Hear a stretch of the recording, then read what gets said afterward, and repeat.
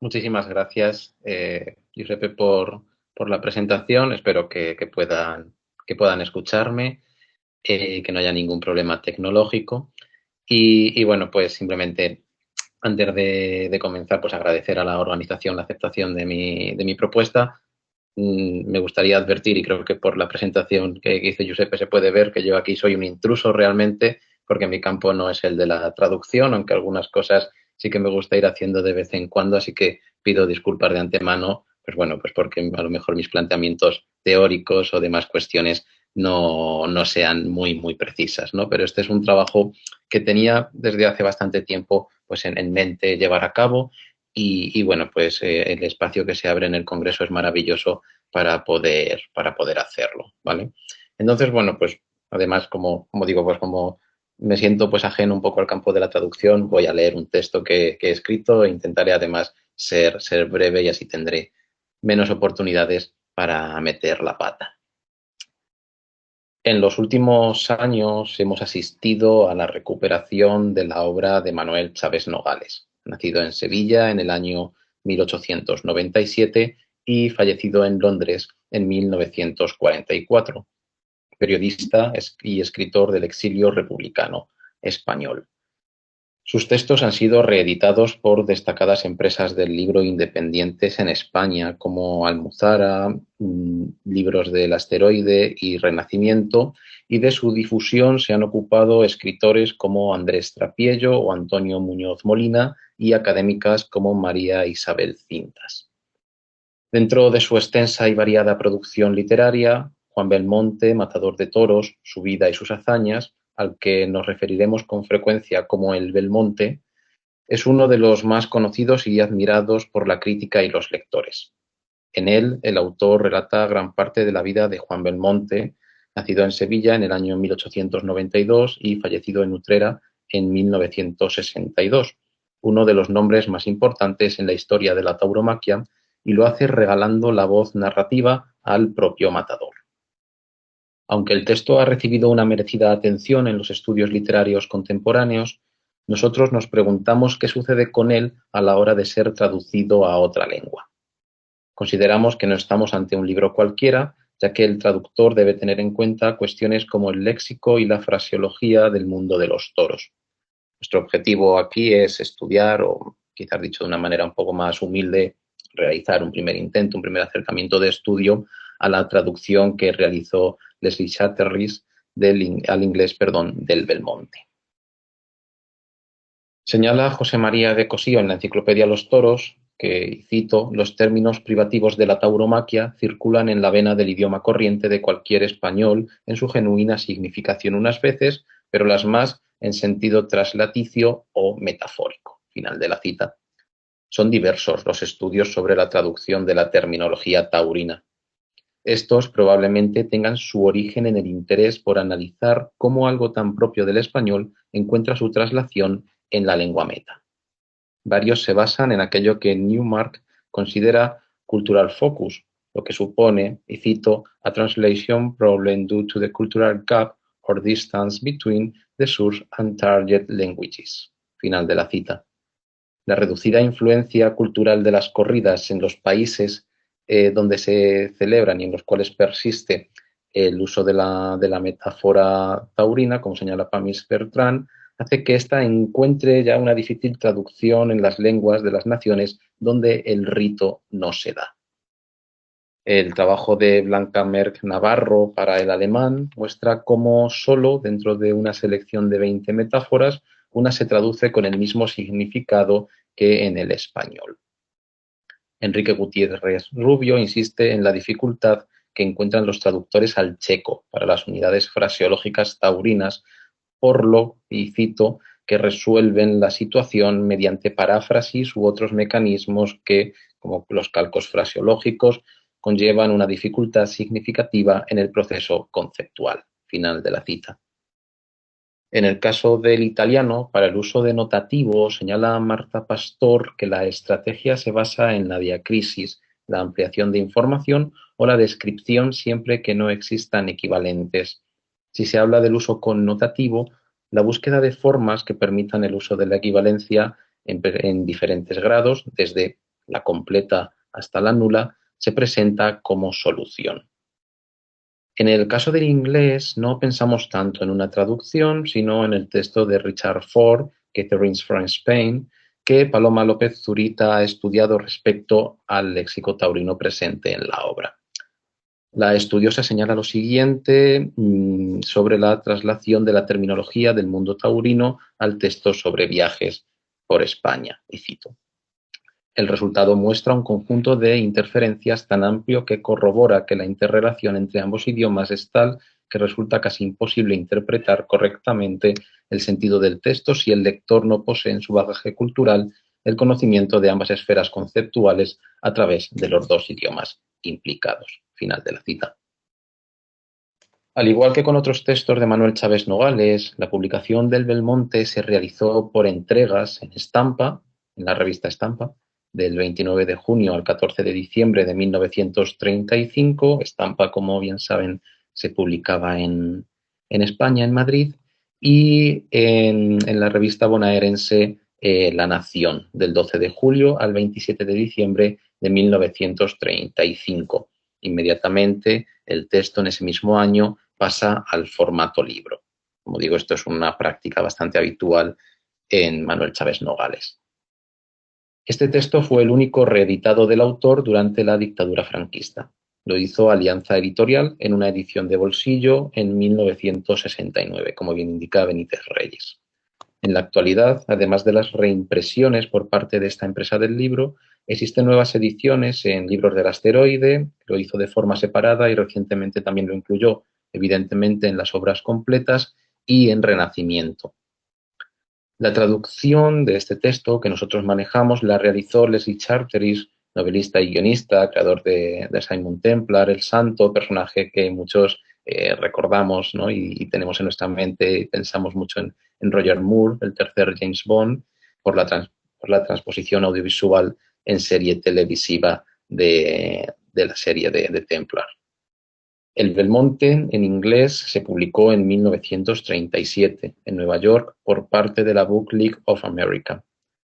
Esta edición tiene un prólogo que está escrito por el autor, que lleva por título A Note of Bullfighting, en el que realiza un intento de explicación acerca del desarrollo de la lidia de un toro, no sin antes comentar cómo cae el libro en sus manos, estando él en Santa Cruz de Tenerife, y señala lo siguiente acerca de las corridas, él deja su visión también. Dice así, dice: bullfighting, whether you like it or not, whether you approve of it or not, is an art, like painting or music, and you can only judge it as an art. Final de la cita. La traducción de Charteris, al contrario de lo que sucede con el texto de Chaves en español, que está organizado en 25 capítulos que equivalen a las 25 entregas de la revista Estampa, se organiza en 4 partes, cada una de ellas con un título. Son los siguientes los títulos: The Beginning, The Struggle and Conquest, The Fruits of Victory and the Prize.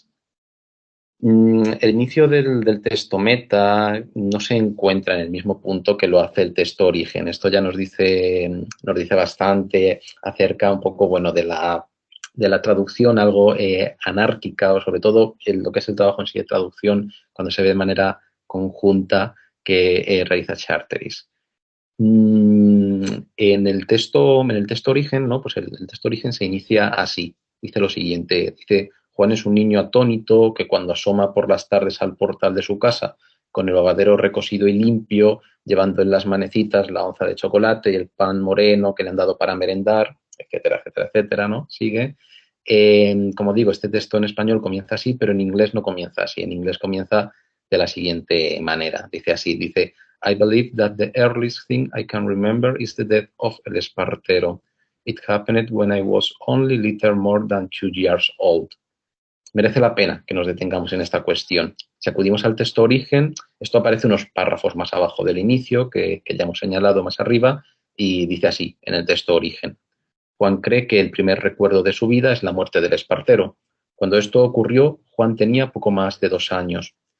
Como puede observarse, en el texto meta la voz narrativa es siempre intradiegética, la del narrador protagonista, mientras que en el texto origen todavía faltan unos párrafos para que esta pase de extradiegética, como mostramos en las diferencias entre la versión del texto origen y el texto meta, a intradiegética, ¿no? Por aquello que decía al principio acerca del regalo de la voz que le hace Chávez a Belmonte. Si una cuestión genera interés dentro de nuestro trabajo es el tratamiento que recibe el léxico taurino por parte de Charteris en el texto meta. En el texto origen, la abundancia de estos términos tiene un uso denotativo, ya que Belmonte centra su narración, a pesar de la aparición de aspectos extrataurinos de su biografía, en su vida como matador desde los inicios hasta el éxito. Es decir, Fuente González señala que el lenguaje taurino tiene hasta 4 usos: el especializado taurino, el metataurino, el literario y el común. Aquí vamos a observar sobre todo el primero. Un repaso rápido nos permite ver en qué cantidad aparecen varios vocablos relacionados, aunque no sean restrictivos, con el mundo de los toros. Torero aparece 329 veces, torear 240, cuadrilla 45, banderillero 31, muleta 29, estoque 28, capote 24, espada 21, picador 21, y así seguiríamos pues hasta picar, que aparece 2 veces, y alamar en una ocasión. Digo, todo esto que aparece en el texto origen. Veamos entonces cuáles son las soluciones que toma en algunos momentos el traductor. Para los integrantes de la cuadrilla, la propia palabra cuadrilla, torero, picador y banderillero, casi siempre el término permanece en español. Por ejemplo, dirá así, among the members of this circle were the Cerveras, their brothers Paco and Daniel Herrera, an old picador nicknamed Zalea, another retired picador called Bella, who had been a member of Mazantini's cuadrilla, and various others. Lo interesante de este ejemplo, además de permitirnos observar cómo cuadrilla no se traduce, es que incluye una nota al pie en la primera mención de picador para explicar lo que es un picador. Esta dice así, one of the men mounted on horseback and armed with a lance, there are 2 each in cuadrilla, who plays an important part in tiring the bull. Decíamos casi siempre que sí es cierto que alterne la palabra torero, que utiliza hasta en 80 ocasiones, con bullfighter, que aparece en número menor, en 61. En el texto meta hay un momento en el que dice así, they invited me to dine with them. And Francisco Palomares, el marino, a colorful and immensely capable character who wanted to be a bullfighter, an aviator, and I don't know what else made me a present of a capote and a muleta. Y aquí voy a realizar una descripción de capote y muleta que no reproducimos para evitar ser reiterativos. Lo interesante es que en la introducción que realiza en el libro ya explica para qué se utilizan ambos. Así que ahí, Charteris quizás, no confía mucho en que el lector se vaya a detener en esas algo más de 30 páginas que él introduce en su texto, ¿no? Quizás otro ejemplo interesante, y con esto ya voy terminando, es lo que sucede con la palabra espada. En el texto origen se dice así, ¿no? Dice, lo que verdaderamente le obsesionaba era el deseo de tener una espada de torero.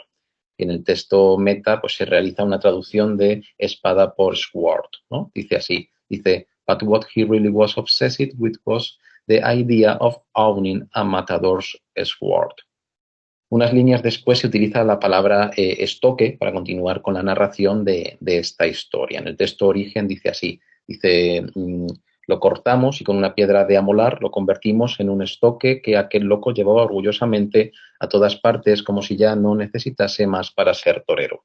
En el texto meta el traductor decide que estoque permanezca en su forma original.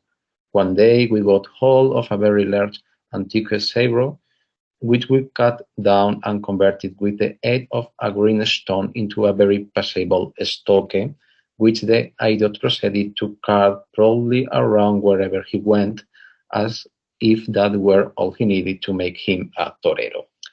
Nosotros consideramos que la traducción, y sirva esto un poco como conclusión, que la traducción de este texto es una traducción temprana, una traducción incompleta y una traducción que sobre todo a día de hoy bien necesitaría una revisión completa.